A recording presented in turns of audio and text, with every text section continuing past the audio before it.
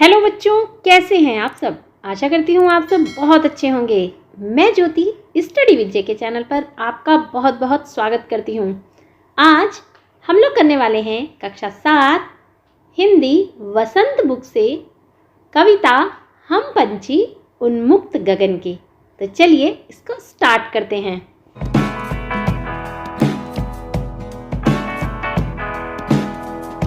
बच्चों, आप जानते हैं कि ये हम पंछी उन्मुक्त गगन के ये एक कविता है जो आपकी पाठ्य पुस्तक वसंत की पहली कविता है। इस कविता के कवि हैं शिवमंगल सुमन।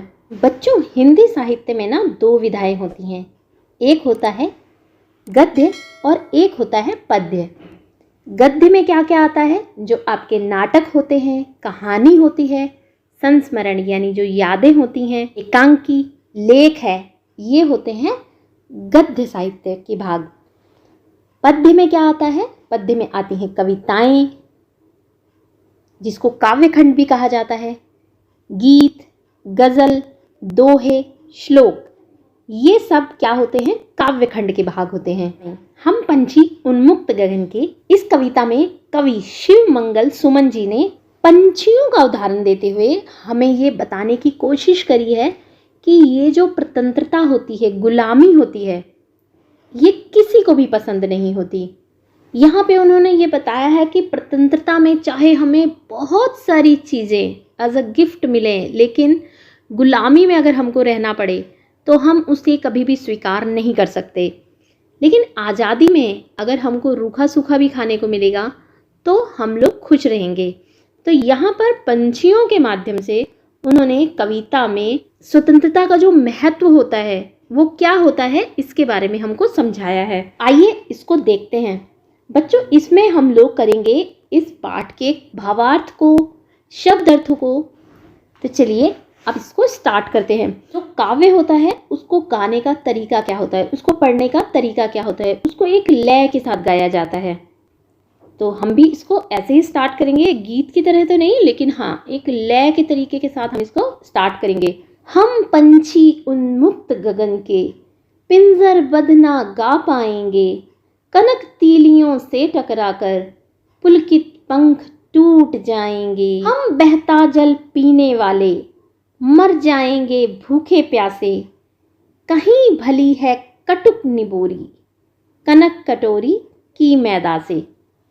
तो पहले मैं आपको यहाँ पर जो भी शब्द आए हैं उनके अर्थ बताती हूँ, उसके बाद मैं आपको इसका भावार्थ बताती हूँ। पुलकित माने होता है कोमल या फिर आनंदित। कनक माने होता है सोना। एक कनक का अर्थ गेहूं भी होता है, लेकिन यहाँ पर सोना यानी गोल्ड की बात हो रही है यहाँ पे। उन्मुक्त यानी खुला, आजाद। गगन आसमान, आकाश, अंबर। कटुक निबोरी, नीम की निबोरी। आपने नीम के गोलियां देखी होंगी, उनको नीम की निबोरी कहा जाता है। और वो कैसी होती हैं? कड़वी। कटुक माने होता है कड़वी, कड़वी नीम की निबोरी। अरमान का अर्थ होता है इच्छाएं। तो अब देखते हैं इसके अर्थ को। हम पंछी उन्मुक्त गगन के। हम पंछी, जो हम पंछी हैं वो खुले आकाश के पंछी हैं, यानी हम खुले आकाश में उड़ना पसंद करते हैं। पिंजर बंद ना गा पाएंगे, पिंजरे में बंद होकर हम गाना नहीं गा पाएंगे, हम गीत नहीं गा पाएंगे। यानी जो पक्षियों की चिरपिंग होती है ना, उसकी बात की गई है। कनक तीलियों से टकराकर, कनक माने सोना, चाहे पिंजरा सोने की तीलियों से ही क्यों ना बना हो, उनसे जब हमारे पंख टकराएंगे, अगर हम पिंजरे में बंद होंगे तो हमारे जो खुले पंख हैं, आनंदित पंख हैं, वो टूट जाएंगे। हम बहता जल पीने वाले, और हमको क्या पसंद है? नदियों में जो बहता हुआ जल होता है, हम उसको पीने वाले हैं। मर जाएंगे भूखे प्यासे, हम पिंजरे में भूखे प्यासे रहकर मर जाएंगे। कहीं भली है कटुक निबोरी कनक कटोरी की मैदा से। चाहे आप हमें पिंजरे में सोने की कटोरी में मैदा, मैदा यानी अच्छी अच्छी चीज़ें क्यों ना दे दें, उससे कहीं अच्छी है हमें आज़ादी में मिली हुई नींबू की कड़वी निबोरी। आइए इसके भावार्थ को देखते हैं। भावार्थ आप किस तरह से लिखते हैं, आपको इस तरह से पूरा पैराग्राफ लिखने की ज़रूरत नहीं होती है। तो आप इसको कैसे लिखेंगे, हम, और फिर कर देंगे डैश डैश डैश, और फिर लिख देंगे, अगर आपको टूट जाए तक लिखना है तो आप वहाँ तक लिखेंगे, अदरवाइज़ आपको जहाँ भी आपके कोर्स में लिखने को आया है आप उसी तरह से लिखेंगे, मैदा से। तो इस तरह से आप इसको डैश डैश करके लिख देंगे। पूरा पैराग्राफ आपको लिखने की ज़रूरत नहीं होती, क्योंकि आपकी बुक में पूरी पोम दी होती है, कविता आपकी बुक में ही दी होती है। तो इसका हम भावार्थ कैसे लिखेंगे, आइए देख लेते हैं। हम सभी जानते हैं कि पक्षी जो होते हैं वो खुले आकाश में विचरण करते हैं, खुले आकाश में घूमते हैं, उड़ते हैं। यह पक्षियों की एक स्वाभाविक विशेषता है। यदि इन पक्षियों को पिंजरे में बंद कर दिया गया तो वह गा नहीं पाएंगे, क्योंकि गीत तभी गाए जाते हैं जब खुशी होती है। पक्षी भी चिरपिंग तब करते हैं जब वो खुश होते हैं। और खुले आकाश में स्वतंत्र रूप में उड़ने वाले पक्षी पिंजरे में बंद होकर कभी खुश नहीं रह सकते। हम उन्हें सोने के बने पिंजरे में भी रखें तो भी कुछ फर्क पड़ने वाला नहीं है। क्यों? क्योंकि सलाखें चाहे सोने की हों या फिर लोहे की, पर खुशी में फड़फड़ाते उनके पंख तोड़कर ही छोड़ेंगी। पक्षी कह रहे हैं कि हमें नदियों और झरनों का बहता जल पीने की आदत है, हमें वो ही पीना अच्छा लगता है। हमें सोने के पिंजरे का खाना पानी अच्छा नहीं लगेगा और हम भूखे प्यासे मर जाएंगे। हमें तो आज़ाद रहकर कड़वी निबोरी यानी नीम का फल खाना ही पसंद है। गुलामी में मिली सोने की कटोरी की मैदा उन्हें कभी पसंद नहीं आएगी, क्योंकि पराधीनता यानी गुलामी में मिला हुआ खाना कभी स्वादिष्ट लग ही नहीं सकता। स्वर्ण श्रृंखला के बंधन में अपनी गति उड़ान सब भूले, बस सपनों में देख रहे हैं तरु की फुनगी पर के झूले। ऐसे थे अरमान की उड़ते नीले नभ की सीमा पाने, लाल किरण सी चोंच खोल चुगते तारक अनार के दाने। तो इसके भी पहले हम शब्दार्थ देख लेते हैं। स्वर्ण श्रृंखला, स्वर्ण श्रृंखला यानी सोने का पिंजरा। तरु, तरु कहते हैं पेड़ को, वृक्ष को। फुनगी, जो पेड़ के सबसे ऊपर वाला कोमल पत्ता होता है उसको, या फिर जो ऊपर सबसे ऊपर टहनी होती है बिल्कुल सॉफ्ट पार्ट वाली, उसको फुनगी कहा जाता है। नील यानी नीला, गगन आसमान अंबर, तारक यानी तारे। आइए देखते हैं इस स्टैंजा के अर्थ को। तो पक्षी कहते हैं कि अगर हमको स्वर्ण श्रृंखला के बंधन में, स्वर्ण यानी सोने की जो श्रृंखला है उसके बंधन में हम क्या हो गया है, हम अपनी गति उड़ान सब भूल गए हैं। यानी जब पिंजरे में हैं तो वो उड़ नहीं पा रहे हैं, तो पिंजरे में रहकर वो अपनी गति, किस स्पीड से वो दौड़ते हैं, अपनी उड़ान कैसे उड़ते हैं, वो भूल गए हैं। वो सपनों में देख रहे हैं, क्योंकि अब पिंजरे में हैं तो वो बाहर तो जा नहीं सकते, तो वो सपनों में ही ये देख रहे हैं कि पेड़ की जो फुनगी है उस पर वो कैसे झूले लेते हैं, यानी पेड़ के जो सबसे ऊपर वाला पार्ट होता है उस पर वो कैसे झूलते हैं। ऐसे थे अरमान की उड़ते, उनकी ऐसी इच्छाएं थी, अरमान कहते हैं इच्छाओं को, उनकी ऐसी इच्छाएं थी कि वो नीले नभ, नीला नभ कहते हैं आकाश को, नीले आसमान की सीमा को पाने के लिए वो उड़ रहे होते, वो उड़ते। और क्या करते, लाल किरण सी चोंच खोलकर, जो उनकी चोंच है वो लाल रंग की, चोंच को खोलकर वो चुगते, तारों को चुनते, अनार के दानों के समान जो तारे हैं उनको चुग रहे होते। उनका कहने का अर्थ ये भी है कि वो जो धरती पर अनाज के दाने बिखरे रहते हैं उनको अपनी चोंच से चुग रहे होते, अपनी चोंच से चुग रहे होते।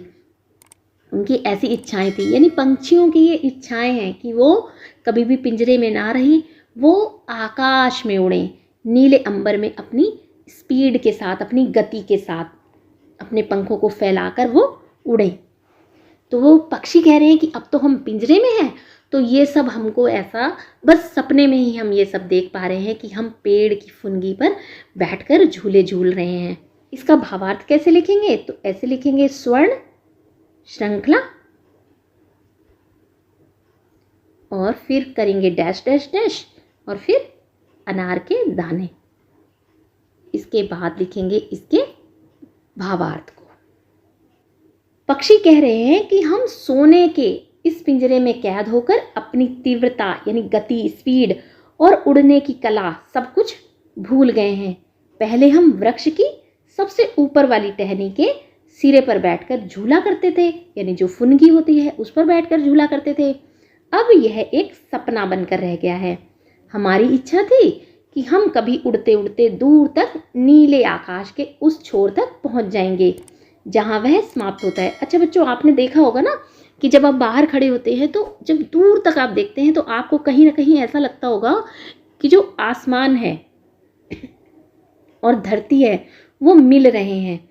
तो इसी तरह से पक्षी भी कह रहे हैं कि हमको उड़ते उड़ते हम नीले आकाश के उस छोर तक पहुंच जाएंगे। हमको भी ऐसा लगता है कि जहां पर वो समाप्त होता है। हमारा अरमान था, हमारी ये इच्छा थी कि किरणों जैसे अपनी लाल चोंच से हम तारों जैसे अनार के दानों को चुगेंगे। परंतु इस गुलामी के जीवन ने हमारे सारे सपनों और अरमानों को तोड़ दिया है। हमारी खुशियां हमसे छिन गई हैं। अब तो हम पिंजरे में ही बंदी बनकर रह गए हैं।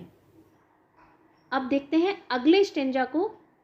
होती सीमाहीन क्षितिज से इन पंखों की होड़ा होड़ी, या तो क्षितिज मिलन बन जाता या तंती सांसों की डोरी।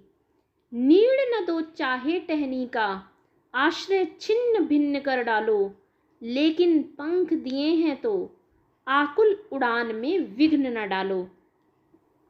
आगे शिव मंगल सुमन जी कहते हैं कि पक्षी उड़ने को इतने व्याकुल हैं कि वो कहते हैं कि चाहे हमें घोंसला दो या ना दो, चाहे हमारे रहने की जगह को बिल्कुल तितर बितर कर दो, छिन्न भिन्न कर दो, लेकिन क्योंकि भगवान ने हमें पंख दिए हैं तो हमारी जो व्याकुल उड़ान है उसमें किसी तरह का विघ्न आप लोग मत डालो, कोई बाधा मत डालो। पक्षी कहते हैं कि हम आकाश में उड़ना चाहते हैं, हम सीमाहीन क्षितिज से इन पंखों की होड़ा होड़ी करना चाहते हैं, हम उड़ना चाहते हैं। या तो ये जो क्षितिज है, आकाश है, इससे हम मिल जाते, उस क्षितिज से हम मिल जाते, या हमारे प्राण चले जाते। लेकिन हमें पिंजरा बिल्कुल पसंद नहीं है, हमें गुलामी पसंद नहीं है, हमें उड़ने दो। उसमें तुम लोग किसी तरह की भी बाधा मत डालो। नीड़ कहते हैं घोंसले को, नेस्ट को। पक्षी कहते हैं कि चाहे तुम हमें नीड़ न दो टहनी का, तुम हमें घोंसला मत दो, चाहे हमारे आश्रय को छिन्न भिन्न कर डालो। आश्रय कहते हैं रहने की जगह, जो हमारे रहने की जगह है, रहने का स्थान है, उसको कहते हैं आश्रय। तो चाहे तुम हमारे आश्रय को छिन्न भिन्न कर डालो, लेकिन क्योंकि भगवान ने हमें पंख दिए हैं तो हमारी जो आकुल उड़ान है, हमारी जो उड़ने की तमन्ना है, उसमें तुम किसी तरह का विघ्न न डालो। विघ्न कहते हैं बाधा को, ऑब्स्टेकल होती है ना, उसको कहते हैं विघ्न। तो उसमें तुम हम किसी प्रकार की विघ्न मत डालो, किसी तरह की बाधा मत डालो। इसका भावार्थ लिखेंगे आप फिर से ऐसे ही लिखेंगे, होती और फिर करेंगे डैश डैश डैश और फिर करेंगे विघ्न न डालो, और फिर इसके भावार्थ को लिख देंगे। किस तरह से लिखेंगे? इन पंक्तियों में पक्षी कह रहे हैं कि यदि हम आज़ाद होते तो उड़ते उड़ते आकाश की सीमा ढूंढने निकल जाते। अपने इस प्रयास में हम या तो क्षितिज के आखिरी छोर तक पहुंचकर ही दम लेते या अपने प्राण त्याग देते। पक्षियों द्वारा व्यक्त उनकी इस इच्छा से पता चलता है कि उन्हें अपनी आज़ादी कितनी प्रिय है, कितनी प्यारी है उन्हें अपनी आज़ादी। पक्षी फिर से विनयपूर्वक कहते हैं कि भले ही कोई उनसे उनका घोंसला छीन ले या पेड़ की डालियों का ठिकाना नष्ट कर दे, लेकिन ईश्वर ने जब हमें पंख दिए हैं तो उनके उड़ान का अधिकार उनसे न छीना जाए। उन्हें पिंजरे में बंद करके उनकी उड़ने की इच्छा को न मारा जाए।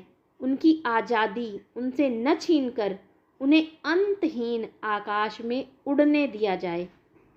इस कविता के माध्यम से पक्षियों की आवाज़ लेते हुए, पक्षियों का सहारा लेते हुए कवि शिवमंगल सुमन ये कहना चाहते हैं कि स्वतंत्रता, चाहे पक्षी हो चाहे मनुष्य, किसी को भी स्वतंत्रता प्रिय नहीं होती। सबको आज़ादी चाहिए होती है, चाहे उन्हें कैसे भी हालात में रहना पड़े, लेकिन सब आज़ादी चाहते हैं।